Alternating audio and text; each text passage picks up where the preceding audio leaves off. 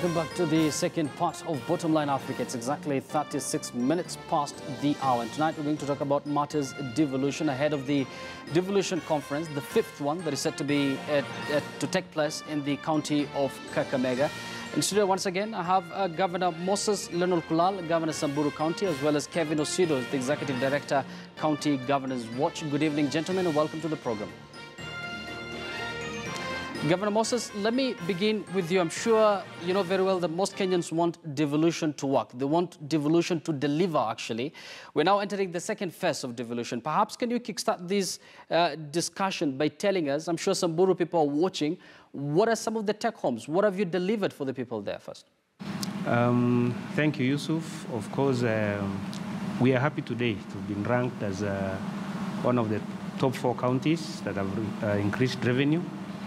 This has also gone a long way in increasing our allocation by close to 450 million because of the fiscal responsibility. And coming to your point, you very well know that Samburu was marginalized for quite a number of years, and devolution came to us as a blessing. So far, we've been able to achieve quite a number of development issues, particularly across sectors. Our biggest gain is in terms of health, education, and food security. In terms of health, we've been able to roll out health programs. We've done new dispensaries, maternity centers. We've rolled out referral services in terms of ambulances, in terms of improving Mara Referral Hospital. And this has really transformed figures, issues of malnutrition, issues to do with mortality rates, issues to do with health-based delivery care. This has really gone a long way in improving the health statistics in Samburu. In terms of education, of course, when we came in, illiteracy was close to 87%. We've been able to do close to 300 new ECD centers, employed about 500 teachers, and this has transformed figures. The enrollment figures have tripled. When on the onset of devolution, we had only 20,000 ECD children. As we speak today, they're in excess of 62,000. Now we want to go further to enhance transition, particularly to primary school level. We've also been able... I think that's a big number, Governor. And we're going to talk about the food security shortly because it forms one of the 4 agendas of President Uhuru Kenyatta's administration. But allow me to bring Osido into the conversation here. Now, Osido, as a governor's expert, there's something that Governor Moses pointed out, and that has everything to do with revenue collection. Just to contextualize for our viewers, according to the Controller of Budget, Agnes Odhiambo, counties lost nearly 2 billion shillings in projected revenue collection. How dangerous is this? Is this going to affect perhaps developments in county level? Sorry, Yusuf, I'm sorry, I did not hear you very clearly. You mind repeating your question, please? Yeah, I'm saying there's a development today from the Controller of Budget, that is Agnes Odhiambo. And this is what she said, that counties lost nearly 2 billion shillings in projected revenue collection. Only 4 counties, that is Samburu, Makueni, and 2 others who've collected enough revenue. Perhaps how dangerous or how risky is these 4 counties? Is this going to affect perhaps developments in these counties? Of course. Definitely, because then you realize that counties need resources in terms of finances to be able to deliver certain functions that are mandated to them as per the Schedule 4 of the Constitution of Kenya. And so we also note that there are various sources of funding for county governments, and counties therefore need to not only expand their capacities to be able to generate revenue, but that they are also able to ensure that that money is used for functions that they are supposed to render, but also that the citizens are able to accrue the benefits of devolution, because really that is what the citizens hoped for, and that is what 8 years down the line most Kenyans are looking forward to. And so for counties that are not able to meet the threshold of revenue generation, I think then the second generation of devolved governance gives them an opportunity to be able to reflect on where the gaps are, and if there are measures that need to be taken which are either fiscal or human capacity issues or financing, then this is really an opportunity for them to be able to relook at their strategies and also look at what exactly it is that they are not doing right that is making them not be able to generate revenue. And of course, for the 4 counties, and we are glad to have the governor of Samburu here to more or less share what these best practices that they are undertaking to be able to provide lessons for other counties, because really without resources it will be very difficult for counties to deliver services to the citizens. Now, Governor Moses, can you perhaps tell us if issues to do with revenue are some of the things that perhaps governors are going to touch on in the forthcoming devolution conference? Yeah, of course, we are happy that we are being ranked as counties that have improved on revenue collection. Among the issues we've invested on are issues to do with increasing the revenue streams, enhancing staff capacity. We're also looking at automating most of the stream. We've also invested heavily on tourism. Our major source of revenue is tourism. And we've had challenges on insecurity, we've had challenges on highway banditry, but basically is to think around increased number of revenue streams and enhancing the existing streams through automation, through supervision and capacity building. Well said. Now, Kevin, I'm sure you'll agree with me that in the past devolution conferences, everybody has been talking about, the need to lay foundation. The pioneer governors have been talking about the need to sensitize the public, perhaps about what devolution is all about. I think we are past that now. What do you think should be the focus of attention this time around? Of course, the 5th Annual Devolution Conference is very different, and I like the theme from a governance and leadership perspective. We're talking about sustainable, productive, effective, and efficient governments for results delivery. And so this really means that services, that county governments should be able to take certain key measures insofar as delivering their functions to the people. And one of these core functions, really, in my view, is public participation. You note that one of the gaps that we have seen insofar as delivery of functions of county governments has been the gap that exists between the people and their counties, and indeed even their leaders. And so if you look at, for instance, the planning processes, the citizens feel so much left out of it. If you look at the budgeting processes, citizens feel so much left out of it. And that is why most counties, in fact, the EACC report presented lots of corruption cases. There's a report that we have done, which we'll be releasing just after the devolution conference, that then assesses the best performing and worst performing counties and why citizens that were interviewed feel that those counties are ranked as such. And so this, the 5th Annual Devolution Conference then presents that opportunity for us to not only safeguard the gains, because I think, I agree with you that we should not be talking about where we are coming from, but really to be able to safeguard what gains we have been able to recover, and indeed look at also enhancing and understanding devolution. What does it mean when we talk about devolving power, devolving resources, and how much do we invest in opportunities that then are able to ensure that citizens feel that power at their level? And you note that, for instance, in our electoral system, there is a lot of talk and there is a lot of activity that is surrounding the presidential election or the office of the president. And whereas we still have a lot of power that is bestowed upon the people, even at the levels where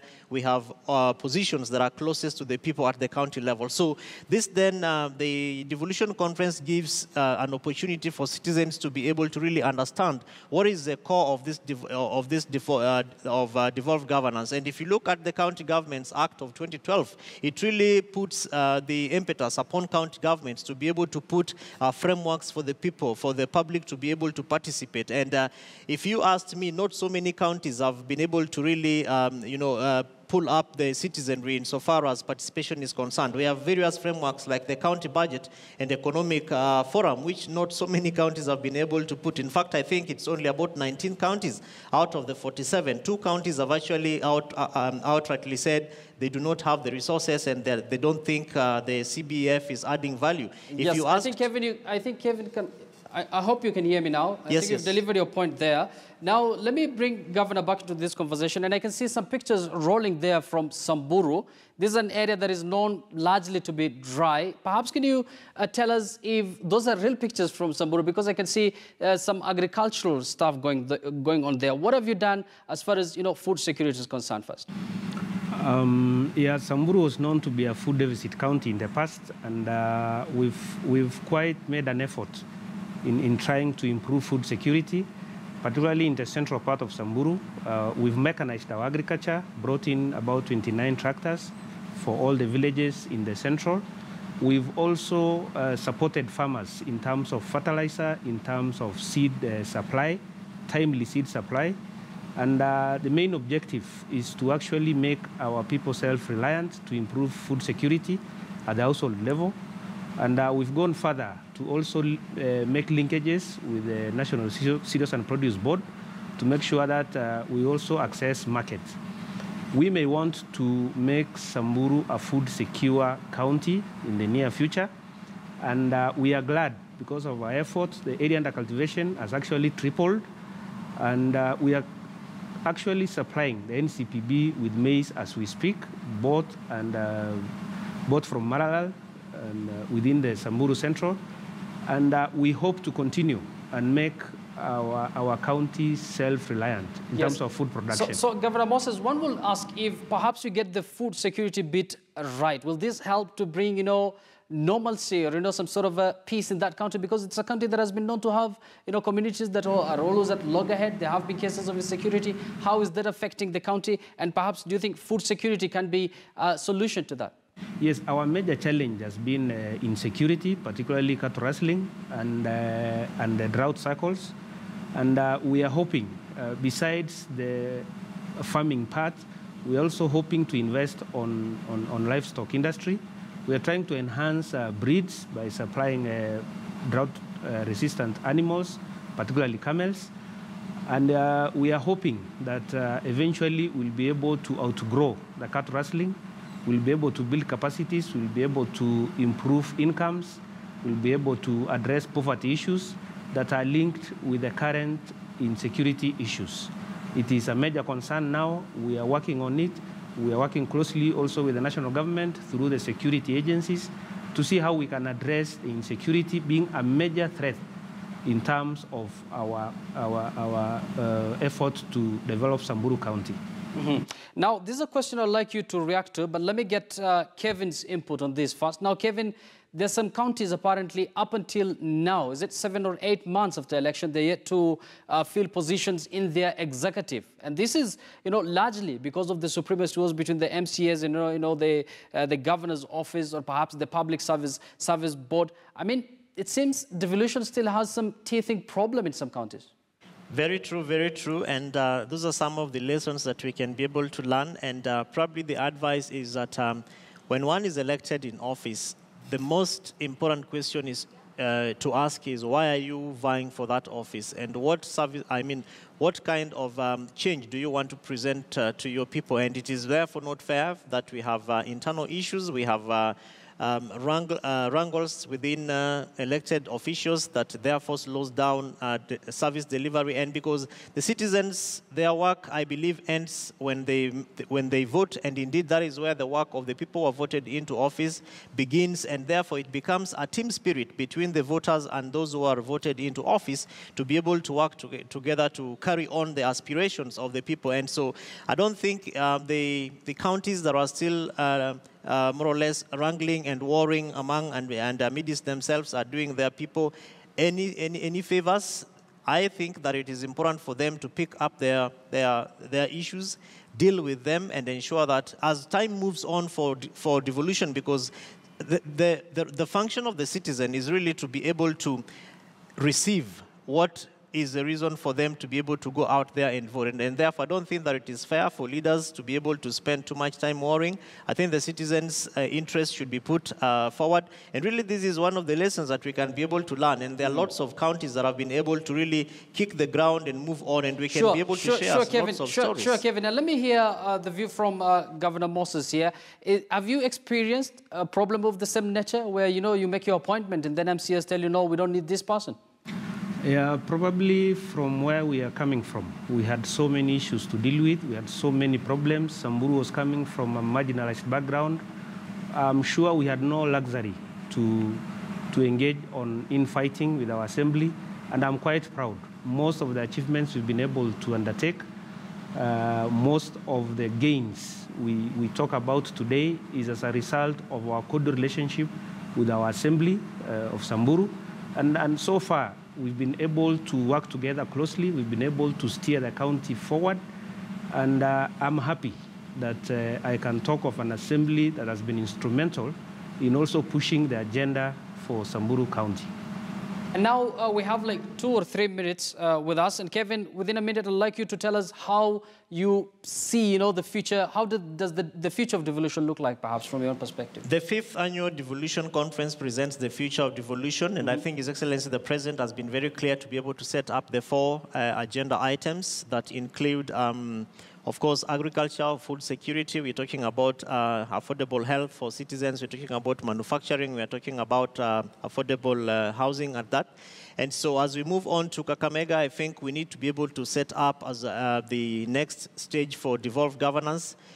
Counties must therefore prepare themselves to really hinge on their county integrated development plans into the Big 4 agenda, and including dealing with the cross-cutting issues such as youth unemployment, because this is really something huge, and if we're not very careful, then the youth bulge is going to catch up with us. And the governor has been very clear around some of the challenges that counties like Samburu are facing, which include insecurity. And if young people's issues are not addressed, really, I don't think that counties will be able to be counting gains tomorrow. The second thing is probably to look at very briefly, Kevin, the enablers of the Big 4, and counties therefore need to prepare themselves and also deal with issues of good governance and accountability, such as the war on corruption, so that we can be able to have as much investments insofar as service delivery for the citizenry of this great country. Governor Moses, your areas of priorities, perhaps, and as you make your final remarks, I know you also double up as the ASL chairman, I believe in the Council of Governors. Can you perhaps tell us how does the future of devolution look like?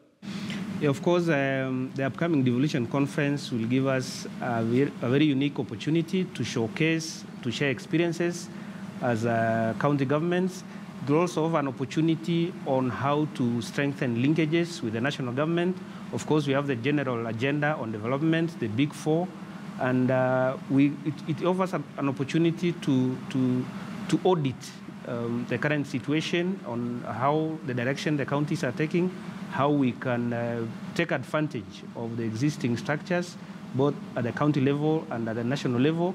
Of course, Northern Kenya stands to benefit the most, having been marginalized, as I said, for a number of years. We also hope to invest on livestock industry, strengthen the Kenya Meat Commission, provide an opportunity for pastoralists to access market, to access value, to access value chains, and this will go a long way in improving the well-being of the people in Northern Kenya. Well said. Many thanks, Governor Moses Leonard Kulal, for your input. He's the governor from Samburu County, as well as Kevin Osido is the executive director, County Governors Watch. And earlier, I did ask you on a Twitter poll if you think the Commonwealth League of Nations is beneficial to Africa. I had a lengthy discussion earlier with the UK's High Commissioner, Nikki Haley, and this is what some of our viewers are saying. Ate Ngasura says, for issues such as immigration, trade and games is useful but useless with regard to armament, human rights, economic growth, vision and political powers.